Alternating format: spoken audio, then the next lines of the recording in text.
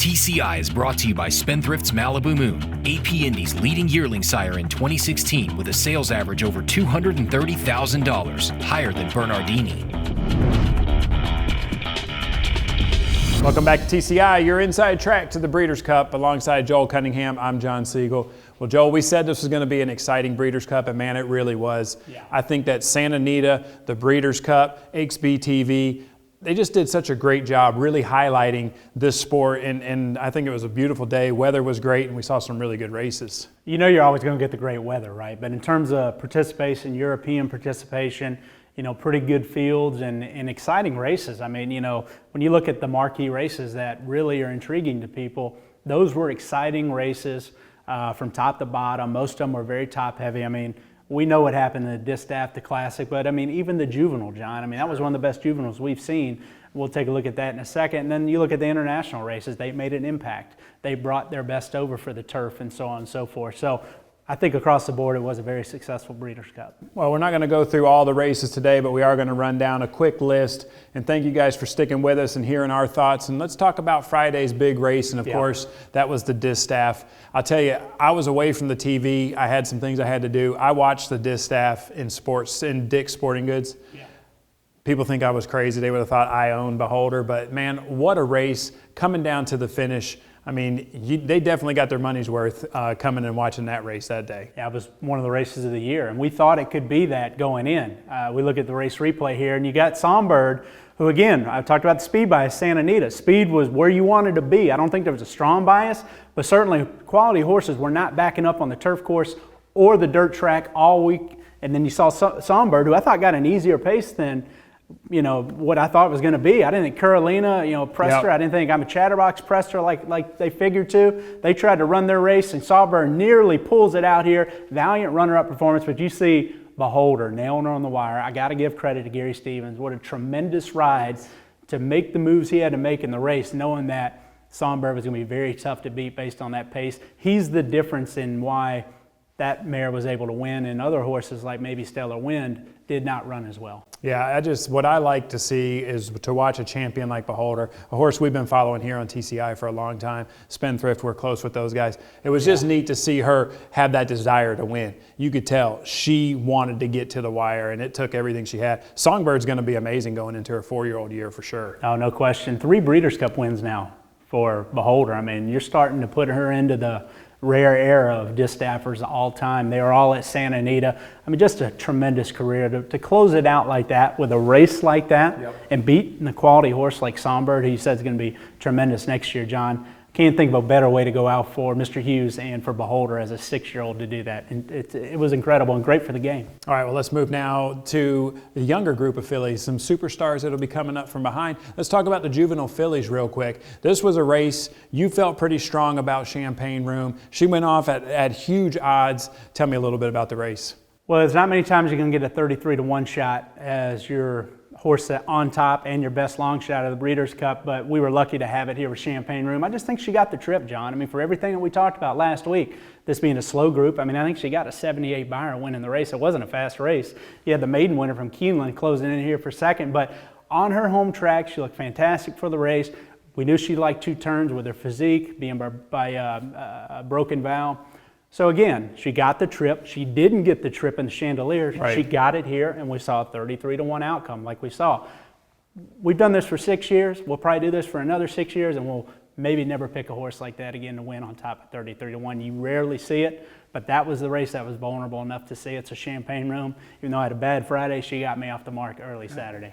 Well, let's talk about the Colts now, and let's talk about the Juvenile. This was a really deep field in the Juvenile. It was a really good race, which is really exciting moving into the spring and, you know, talking TCI and our stars that will be headed into the Kentucky Derby. You know, this Colt that won here of Classic Empire, there's a little question mark about him because, you know, we saw what happened to him in the Hopeful. He comes back, runs big at Keeneland, but I think there was still this, how good is this horse? Sure. Joel, I thought he looked pretty good, man. Yeah, I mean, this is what our show is all about, right? Triple Crown Insider starts with this race every year, John. And you're right. Again, I think he took advantage of the way the track was playing a little bit. He's been a lot more tactical with his blinkers, John. He got out on the track, and he's a quality colt. Quality horses on the lead are tough to run down at Santa Anita. You see these two separate from the crowd here. proved to be much the best in here. But for Robbie Alvarado, didn't have as good of a trip trying to close in with not this time a horse that we thought would be tough in the race. Was your favorite. You can't take away anything from either colt. They got a 102 Beyer speed figure, John. This was a high-quality Breeders' Cup Juvenile and really makes me excited going into 2017 now with Triple Crown Insider, having these two colts as sort of the benchmark of that what's going to be the 3-year-old division, because they both have that classic pedigree. Both of them have won at Churchill Downs already. Yep. It's going to be a fun year next year. Definitely will. Let's move to the turf now. Let's talk about the filly and mare turf. You know, this was a race that had a lot of question marks in it. Tell me about the winner. Well, filly and mare turf, you know, I'll be honest with you, I wound up betting the winner. And again, it was off of looks. Lady Eli was a little waxy, little kidney sweat for me, but she did look good. She fires her shot here, but Frankie Dettori, again, that European class, John, this filly looked tremendous. She was one of the best I saw in the post parades all day and wound up betting her here. She runs down Lady Eli just to get up here in this race. And then what I thought was key in here was Avenge, who likes that course. But for her to hold on for third after going some pretty fast fractions, to me, that confirmed coming back in the Breeders' Cup Turf that quality speed was going to be very tough to catch. Well, I know you liked a horse in there as another European invader. You were pretty high on this horse going in. Tell me, what'd you think in the turf and watching Highland Reel there? Yeah, I mean, I loved him, you know, going into the race. You know, he's a horse that gets hot before his races, but to me, he looked very good and wasn't near as washy as he normally gets. He's a high-strung kind of horse.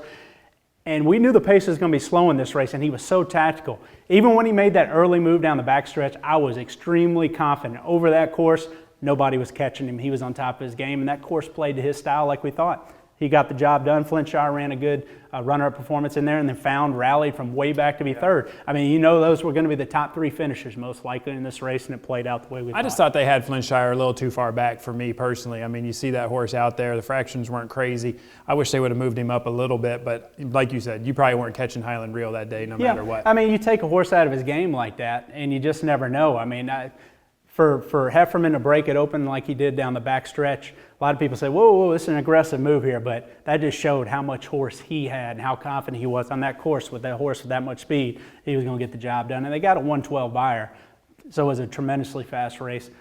The course played Highland Reel, and that's why I liked him. He got the job done. All right, let's go to the mile now. This is a race I probably almost lost my voice more than any race. Yeah. Even the Classic was the mile. And just watching Tourist in here, it was just such a gutsy race against a really quality field. You want to talk about some of the best horses. The mile always has them in there. I thought he ran lights out. The mile is always one of my favorite races in the Breeders' Cup cards because they turn for home. So many shots here. You don't know who's going to win, and they get inside the 16th pole, and a lot of times you still don't know who's going to win the race. But you're right. The horse that finally got the trip in here, Tourist, he'd be running fast all year long, John, but he'd sort of been a bridesmaid. He'd been on the board.